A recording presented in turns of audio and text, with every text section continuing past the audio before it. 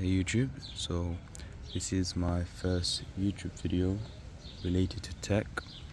I have actually started a YouTube channel before, something I've been meaning to carry on with since 2020, which I haven't gotten by to until today. So what better time than now to finally upload a video related to a smartwatch.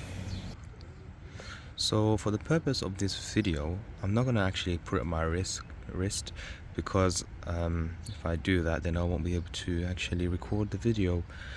But yeah, so without further ado, let's just begin. I don't want to give an in-depth review on this product because I think everyone has pretty much reviewed this on the internet. I mean, it came out in 2021, I believe. Yeah. By the way, did I even mention this is the Galaxy Watch 4 Classic? I think this is the 46mm one, so yeah. I do actually have a strap on this already installed. It didn't come with the actual watch. I bought this off Amazon for like 20 quid, so it's not bad, it's alright. So the first thing I want to show you is, as you can see right here, hopefully you can see on the camera, there's actually a lock symbol right there on the top. What that basically is basically a password. So if I press the screen right there, press the button, actually it basically requests for a passcode. With that passcode I can just enter it into the watch and get full access basically. So if I keep it on the wrist and I've entered the passcode, it knows it's on my wrist, so it won't request it anymore. But say I was to take it off again, then it's like, oh, you need to enter the passcode again. So that's pretty cool. Okay, so the first obvious thing for me, I would say, would be the rotating bezel. This is one thing I think Samsung shouldn't have removed, because this was actually available until the Watch 4, which is the one I have right here, and they removed that on the Watch 5 for whatever reason. They decided to put on like a haptic feedback sort of one, so you just swipe your thumb across. I'll put a picture above if you can see. But yeah, it's not that great, and I've seen a lot of people say that they prefer the actual rotating bezel because that looks much more, it just looks more elegant and more nicer, you know. Fits the classic name. But you know, Samsung did name that the Watch 5 Pro, so they probably was going for a different aesthetic right there. So yeah, who knows, it might come back the following year. Okay, so if I swipe here from the bottom, I've got full access to my main menu basically. So I can just use the rotating bezel here and I can go up and down. There's a lot of apps here in the Play Store. You've got messages, you've got Google Maps. You can download these. Oops, so I was asking for my passcode again. But yeah, so you got Samsung Pay here, which I don't know who the hell uses that. I use Google Pay, so yeah. There's bus time apps. I mean, it's alright. It's not the best to use on a small display. Gets the job done. Now when you do receive calls from this watch, you do get an option to basically take advantage of the scrolling wheel if you want to accept calls or deny calls. So if you want to accept a call, you just scroll it from the right and you'll answer the call. If you want to decline it, just do it the other way. Yeah, that's pretty cool. It takes good advantage of the feature that they've got here. There was actually an option to download WhatsApp on here.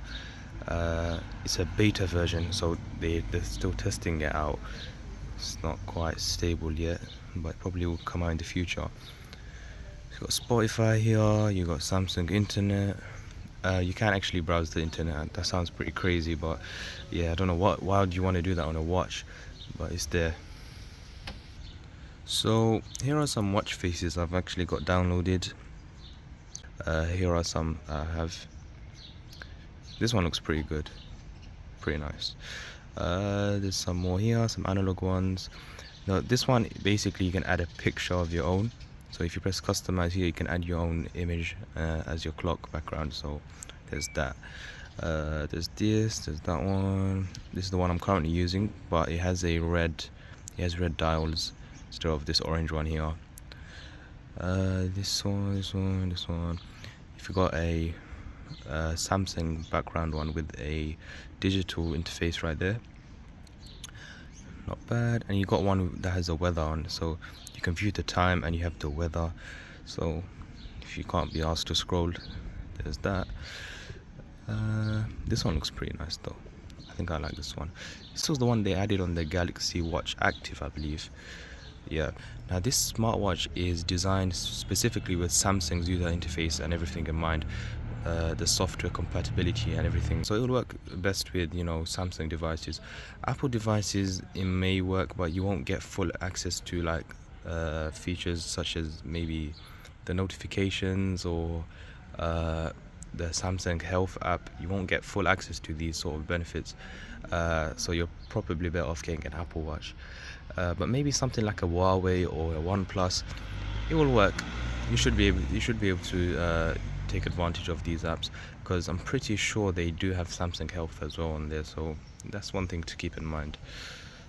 And just one negative I thought I'd just throw out, that would probably be the charging dock connector. It's absolutely horrible.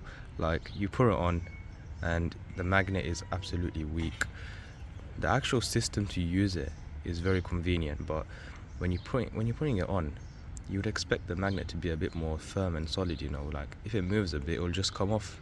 So that's one thing I wish they worked on a bit more. In terms of battery life, it's alright, gets the job done. For me personally, I get around 1.5 days to a day out of it, so it's fine.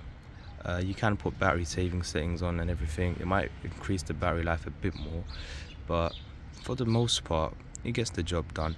A lot of people, they think that a smartwatch battery should last at least 5-6 days or so, which, to be honest, they're right about. It should. But something Samsung have been struggling on with watches for a while. You can even see that this watch isn't that thick, so there isn't that much space for a big battery in here. So yeah. This was my review of the smartwatch. First YouTube video. I don't know how many people are going to watch it. Don't know how much people are going to be interested by this video. I don't know how many views it's going to get either, but this is the start of my YouTube channel. Hopefully you guys like this video. If you could subscribe, leave a like, or even share it, that would be helpful. So my next review is probably going to be the Samsung Galaxy S21 Ultra or the S22 Ultra, which I'm using right now. So yeah, stay tuned for those videos coming out, and I'll see you in the next video.